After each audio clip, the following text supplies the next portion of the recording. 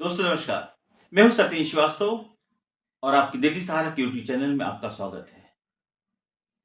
प्रयागराज इलाहाबाद में यानी गंगा यमुना लुप्त सरस्वती के पावन धाम संगम इलाहाबाद में इस वक्त महाकुंभ का मेला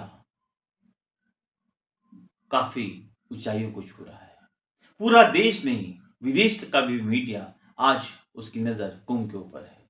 इस महाकुंभ का पावन अवसर जहां पे हर व्यक्ति उस प्रयागराज के वहां पर जा करके स्नान करके वहां प्रयागराज की चरण रज को अपने माथे पे लगाकर उससे अभिभूत होना चाहता है। उस पावन धाम संगम पर जाकर एक डुबकी लगा करके अपने पापों को कहा जाता है कि धो देता है। फैक्ट ये है कि उससे एक आत्मीयता मिलती है, उसको एक आत्मज्ञान मिलता है। जैसे लगता है कि हमने संगम में डुबकी लगाकर अपनी जिंदगी का बहुत बड़ा पर्व पूरा कर लिया, एक जरूरत पूरी कर ली। और शायद आज इसी प्रयागराज इलाहाबाद में इस महाकुंभ की जो दूरदर्शिता है, जो महाकुंभ की लोगों के अंदर ललक है, वो आज भी जिंदा है। कारण बहुत साफ है। देश में बैठा हुआ 150 करोड़ व्यक्ति ये चाहता जरूर है कि संगम में क्या हो रहा है, संगम कैसा लग रहा है, हमें जाना चाहिए। लेकिन लोग डर के मारे नहीं जाते। डर किस बात का? डर इस बात का है कि आखिर इतने लोग कैसे जाएंगे। मेरी बहुत से लोगों से बात हुई जो इलाहाबाद के रहने वाले हैं, आज दिल्ली के अंदर बैठे हैं। उनका ही मानना है कि इस टाइम वहां जाना बहुत मुश्किल है। अनियमितताएं की खबर भी आ रही है। कहा जाता है कि लोगों को 15-15, 20-25 किलोमीटर पैदल चला दिया जाता है। कोई व्यवस्था नहीं मिलती है।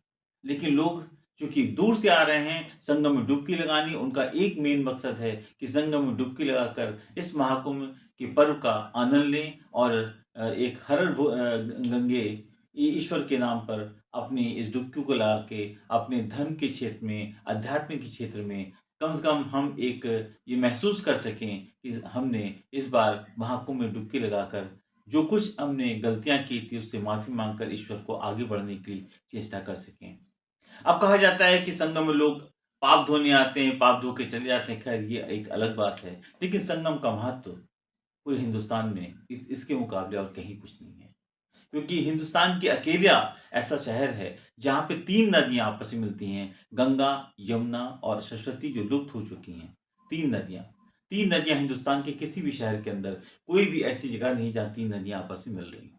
इसलिए संगम का महत्व, इसीलिए इलाहाबाद को तीर्थराज प्रयाग कहा जाता है। तीर्थों का राजा, तीर्थराज प्रयाग, इलाहाबाद, प्रयागराज। इससे बात बहुत सारी, लेकिन इसी से जुड़ी एक बहुत बड़ी चीज कि एक खबर है विख्यात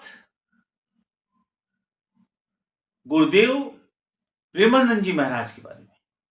कहा जाता है कि प्रेमानंद जी महाराज क्या कुंभ में हैं? लोगों की चेष्टाएं बढ़ गई क्योंकि प्रेमानंद जी से जो लोगों को ज्ञान मिला है, जो लोगों का ज्ञान वर्धन उन्होंने किया है, जो लोगों को एक नया दशा जो बदली है, अगर वो व्यक्ति नहीं, व्यक्तित्व अगर आज प्रयागराज में है तो प्रयागराज उससे अभिभूत हो चुका है। खबरें यह हैं कि क्या प्रेमानंद जी महाराज प्रयागराज में हैं, प्रयागराज गए हुए हैं। दोस्तों, प्रेमानंद जी महाराज का संकल्प किसी प्रयाग, काशी, वृंदावन, मथुरा ही नहीं है। उनका सिर्फ एक ही संकल्प है।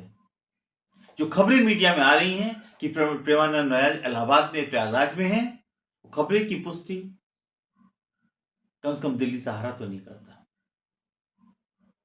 क्योंकि प्रेमानंद जी महाराज का जो संकल्प है वो जिंदगी का एक एक सेकंड, एक एक वक्त श्री जी के चरणों में, वृंदावन में बिताना चाहते हैं। उनके लिए महाकुंभ, कुंभ, अर्धकुंभ सब कुछ वृंदावन है। अंतिम सांस तक एक एक सांस वो वृंदावन की तपोभूमि में वो लेना चाहते हैं। प्रेमानंद जी महाराज की जय जयकारा आज पूरे हिंदुस्तान में हो रहा है। बड़े बड़े महात्मा संत आज प्रेमानंद जी के श्री चरणों का आशीष पाने के लिए वृंदावन में उनके आश्रम में पहुंचते हैं। अभी कुछ दिन पहले देश के विख्यात क्रिकेटर विराट कोहली, अनुष्का शर्मा अपनी पत्नी के साथ वहां गए थे। अनुष्का ने उससे सवाल किया कि पिछली बार मैं आई थी, हमारे जहन में बहुत सारे सवाल थे, लेकिन पता नहीं क्या हुआ, मैं एक सवाल नहीं पूछ पाई, लेकिन हमारे वो सारे सवाल वहां बैठे दूसरे लोगों ने कर दिया। प्रेमानंद जी हंसते हुए कहा कि श्री जी की कृपा है, जब आपको कोई वक्त नहीं मिल पा रहा है तो सवाल आपके सामने पहले ही आ जाते हैं उसका आंसर। विराट ने पूछा, मन बहुत व्यथित है क्योंकि इस टाइम वो परफॉर्म नहीं कर पा रहे हैं। बहुत प्रेमानंद जी बहुत ही एक ऐसा जवाब दिया जिसे पूरे हिंदुस्तान की जनता को, 150 करोड़ जो क्रिकेट के प्रेमी उनको समझना चाहिए। उनका जरूरी नहीं कि अगर कोई एक कैच आप छोड़ रहे हैं और विराट कोहली ने वो कैच छोड़ा है तो इसका मतलब विराट कोहली की वो गलती है, नहीं। वहां जो 11 खिलाड़ी 15 खिलाड़ी खेल रहे हैं उनमें सबका भाग्य भी वहां पर होता है, प्रारंभ उससे जुड़ा होता है। हो सकता है कि कोहली उस कैच को ले सकते हो, लेकिन बाकी 4 खिलाड़ियों के प्रारंभ खराब था, उस कैच के छूटने से आपके हार तय है, इसलिए वो कैच छूटा। उसमें विराट कोहली की गलती नहीं है, उससे प्रारंभ जुड़ा हुआ है। गुरुदेव की जो वाणी है, गुरुदेव का जो संकल्प है, गुरुदेव की जो धारणा है, अगर उसको आप समझ जाएंगे।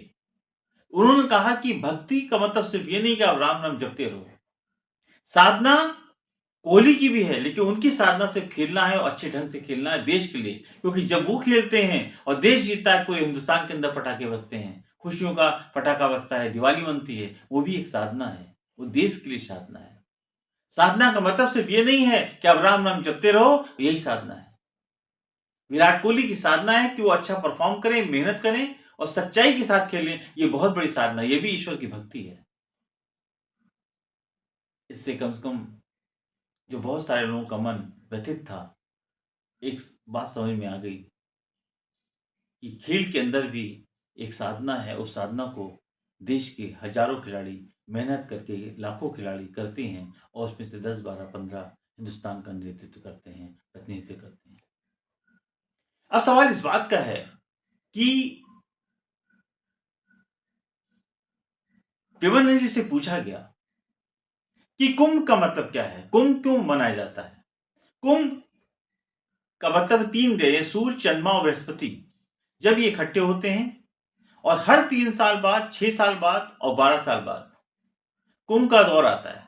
3 साल बाद एक जो मेला लगता है उसको कुंभ बोला जाता है, लेकिन जो 6 साल बाद लगता है उसको अर्धकुंभ बोला जाता है, और जो 12 साल बाद लगता है उसको महाकुंभ बोला जाता है। तो 2025 में इसमें चल रहा है प्रयागराज, इलाहाबाद में। इस कुंभ के अंदर इन खबरों की पुष्टि नहीं है कि महान गुरुदेव प्रेमानंद जी महाराज प्रयागराज में है, वो वृंदावन में है, क्योंकि उनकी धारणा बहुत साफ है कि श्री जी के चरणों में एक एक वक्त, एक एक सेकंड बिताना हर व्यक्ति का फर्ज होना चाहिए। और जो वृंदावन की तपोभूमि बैठे हैं उनका तो परम सौभाग्य है कि कम से कम उस शहर को ना छोड़े। और शायद जितनी खबरों की पुष्टि होती है उसके हिसाब से प्रेमानंद जी महाराज किसी भी कीमत पर वृंदावन की भूमि को एक सेकंड की छोड़ने को तैयार नहीं होते। जीना यहाँ, एक गाना था, जीना यहाँ मरना यहाँ, हाल वही है, इसके सिवा जाना कहाँ। उनके लिए वृंदावन की तपोभूमि, श्री जी के चरणों में एक एक सेकंड, एक एक वक्त बिताना उनका अपना संकल्प है। इसमें कोई शक नहीं कि प्रेमानंद जी ने लाखों करोड़ों लोगों का ध्यान आकर्षण किया है और उन्हें एक नए रास्ता दिखाने का संकल्प लिया है जो पूरा हो रहा है। अब सवाल इस बात का है कि महाकुंभ जैसा पर जहां सारे संत, महात्मा, वैरागी सब जाने की कोशिश करते हैं, तरसते हैं, लेकिन प्रेमानंद जी महाराज वहां नहीं जा रहे या नहीं गए। खबरें बहुत सारी आई मीडिया के अंदर कि प्रेमानंद जी इलाहाबाद में हैं, कुछ दूसरी क्लिपिंग दिखा दी गई कि वहां पहुंच रहे हैं, लेकिन ऐसा नहीं है। प्रेमानंद जी वृंदावन में थे, वृंदावन में हैं और वृंदावन में ही रहेंगे, वो प्रयाग नहीं गए। दोस्तों, ये धार्मिक जो खबरें थी वो आप तक लाना बहुत जरूरी था, क्योंकि मीडिया में खबरें आ रही थी कि प्रेमानंद जी प्रयागराज महाकुंभ में गए हुए हैं, इसलिए इसकी खबर की पुष्टि नहीं हम करते हैं और इसीलिए इस खबर को आप तक पहुंचाना बहुत जरूरी था। आपको ये हमारा कार्यक्रम कैसा लगा, अपने कमेंट बॉक्स में कमेंट्स करें, लाइक करें, शेयर करें। मैं एक बार फिर महागुरु श्री जी के चरणों में अपना पूरा जीवन अर्पित करने वाले महान गुरु श्री प्रेमानंद जी महाराज का दिल से उनके चरण स्पर्श करना चाहता हूं और आप सबको ये कहना चाहता हूं कि आज का प्रोग्राम हमारा प्रेमानंद जी के श्री चरणों में अर्पित है। उनके अच्छे स्वास्थ्य की हम कामना करते हैं और ईश्वर उन्हें स्वस्थ रखे, जिससे आगे वाले आने वाले काफ़ी लंबे समय तक वो देश के करोड़ों लोगों का सिर्फ जो है ध्यान ही आकर्षित ना करें, बल्कि उनका जो ध्यान तमाम नकारात्मक चीज़ों में जा रहा है उसको सकारात्मक में परिवर्तित करने की कोशिश करते हैं, क्योंकि उन पर लोगों का विश्वास है, ट्रस्ट है। इसीलिए देश का महान महान संत, बड़े बड़े संत, महान महान खिलाड़ी, महान महान लोग, बड़े बड़े खिलाड़ी, बड़े बड़े लोग उनके श्री चरणों का एक झलक पाने के लिए आज भी तरस रहे हैं। नमस्कार दोस्तों, मैं हूं सतीश श्रीवास्तव। कल फिर एक नई विशेषण के साथ आपसे मुलाकात करूंगा।